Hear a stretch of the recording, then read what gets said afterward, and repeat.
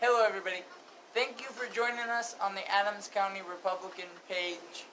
I would like to introduce myself. I'm Andrew Patch, the Adams County Party's media coordinator, and I'm here with Tony Mellencamp. He is our current council president, actually. Not council president. Oh.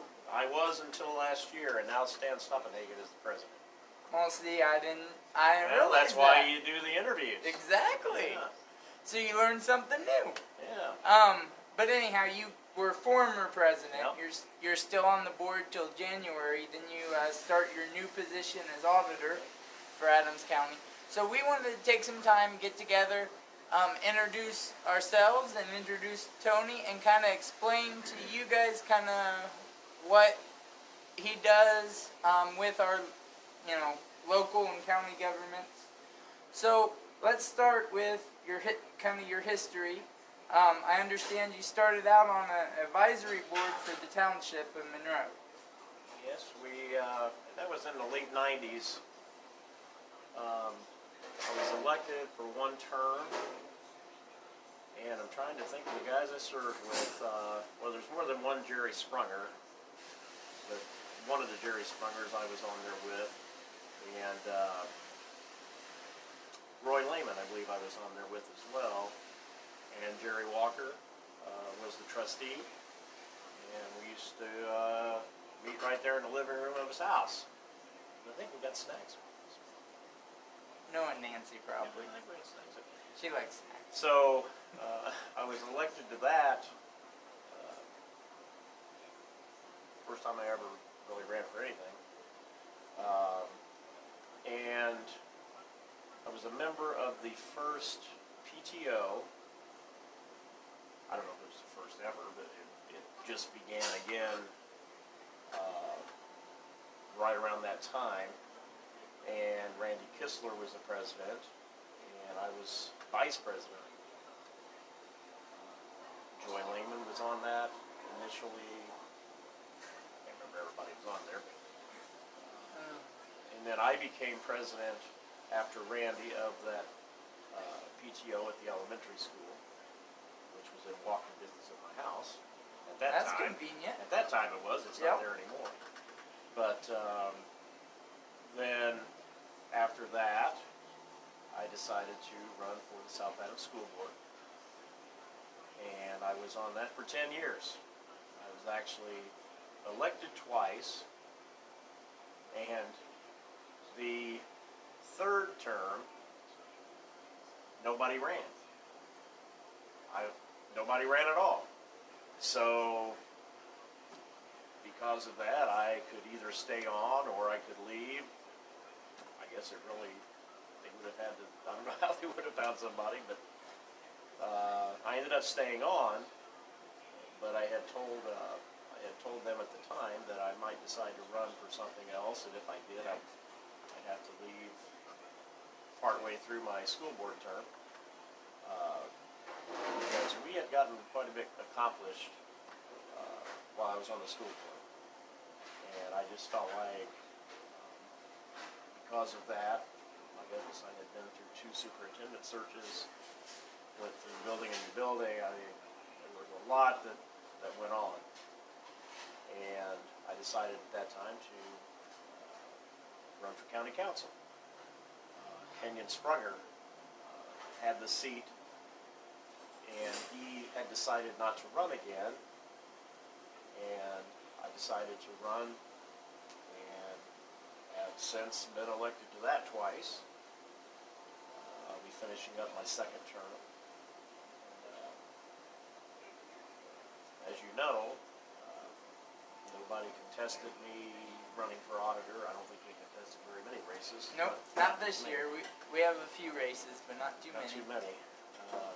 So, I guess, probably people are wondering why, instead of staying on council or not running at all, or maybe trying for a commissioner, I didn't really know what I intended to do for a while. So giving it a lot of thought, decided to run for auditor because I like a challenge. I like, my business life, owning restaurants and things of that keeps me busy, so I like being busy. And I'll definitely keep busy in the auditor's office. They do a lot of things. It's pretty much the heartbeat of county government. That's what Doug Mountain always says. It's the heart of county government. So I'm just going to go with that. Doug's probably right. I'm not going to contradict it. So I feel like owning businesses, being on the advisory board, being on school board, dealing with budgets, Yep. being on county council, all that stuff relates to what the auditor's office kind of does. Budgets, Yep. this kind of thing. And I know they have a heck of a staff. Angie, Lynn, you have Bree, you have Aaron, and you have Christy. And of course, Mary is the current Yep. auditor. As a matter of fact, I'm going up tomorrow to sit with Mary for a while to go over a lot of things. I attended virtually. Everything is virtual now. Yeah. But I attended virtually the Spring Auditors Conference, which was, I think, 8 hours. And then I did, I think, at least 5 webinars with the DLGF regarding things that I will need to know as Yep. auditor, so that I can go in somewhat prepared.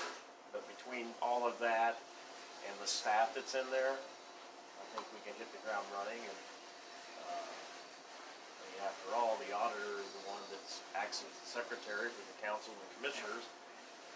And I've been on the council and I work with the commissioners, so I think I can kind of, And that's a good thing, because you don't have to learn what the issues are, because you were Yeah. involved in creating them and making them. So that way you kind of have a leg up a little bit on kind of what they're doing, so you know how to help them. And it should be a smooth transition from council to auditor for the exact same reason Yep. that you just said, because I'm already up to date on what's going on. And now there's going to be a big change on the council and the commissioners now because, Yep. well, let me think. We're going to have 3 new faces on council, Yep. regardless of what happens, because Yep. Stan Staubinagan Stan is is running for gonna be commissioner, and he'll commissioner. be the commissioner. And so he's unopposed. he's so unopposed, so come he'll be leaving. January. Yeah, I'll be off. Steve Bailey will be off. Yeah. And it comes down to whichever the 3 out of the 4 running. That wins. So at least 3 new faces. Yep. However, a positive thing is Yvette Weiland and Corey Springer are on there, and even though it's their first term, they're super sharp. And they picked up things really quickly, and they know what they're doing. They were able to hit the ground running, so I feel pretty confident that the council will be in some pretty good hands. And with Stan as commissioner, and me as auditor, Ed Dyer Yep. will be treasurer because he's unopposed, and Yep. he was on the council. Yeah, he's been on a couple of these. Yep. Tom Krukenberg is moving down to recorder. He's been, pretty much everybody that's involved will Yep. know what's going on. So I think it'll still go pretty smoothly. The cog in the wheel, so to speak, has been COVID-19, Yeah. because when we all signed up to run for these things, none of us knew that was going to take Yeah. place. It was definitely a different election year. So, the tax collections, the money that we get from the state, you would think would be less than normal because various reasons. Yep. When the shutdown happened and people aren't driving as much, they aren't buying as much gas, so it's just... It's gonna hit us soon. We're gonna have to tighten the belt, if you will, and watch our pennies. But for me, one positive out of that is when I was on the school board here, we went through the same kind of thing where we really, you know, the state went away from property taxes to go to schools, and when that happened, that was a big chunk of money, so we had to learn to cope with less money coming in for the budgets. So I'm kind of prepared for that a little bit, and I think the council of commissioners will be, well, they'll have to be. Yep. They got no choice. I don't think, from the last that I heard, the money trees have not grown tall enough to pick from yet. No, I don't think so. And I'm not gonna tell where that farm is either. Okay, so as of January, we've already mentioned you will be the new auditor of Adams County. I think that's pretty much it, unless you have anything else to... I don't think so. Just for those that know me, yes, I am growing my beard out. Good. I kind of shaved it for these. I normally have a long beard. Well, I had, oh my goodness. When I first moved here in '97, I had a beard and shaved it soon after. I've had the goatee, but I hadn't had a beard. And now that it's coming in kind of white, I said, hey, maybe I can grow it out in time for December, make some spare money being Santa Claus. Well, there you go. Although I don't want to compete with, Stan Stoppenhagen has, I think, a brother-in-law that actually plays Santa Claus. Okay. He's been in here in the restaurant. He really does that for a living, so I'm not going to compete against him. But anyway, thanks for the interview, Andrew, and you know, anybody out there that has questions or anything like that, I think that most of them know where to find me most of the time, so I'm not afraid to answer any questions that somebody might have, and appreciate you putting things out there on the media for people to get to know the people that are in offices in the county. Yep. And that's our goal. We want to ideally, we're going to interview everybody that's sitting, and then the ones that could potentially be in. So, Appreciate it. don't forget, for you watching at home, don't forget that this coming Saturday at 9 a.m. we're going to have a breakfast. It'll be the first breakfast we've been able to do. And check on our Facebook for any informations or changes, because you know how things change daily. But we're supposed to be having a breakfast at Richard's Restaurant in Decatur at 9 a.m. on Saturday. We have a lady from the Right to Life. She's going to come, she's going to speak to us, and hopefully I'll get her, do an interview with her after the breakfast, so we'll have that'll be our next video.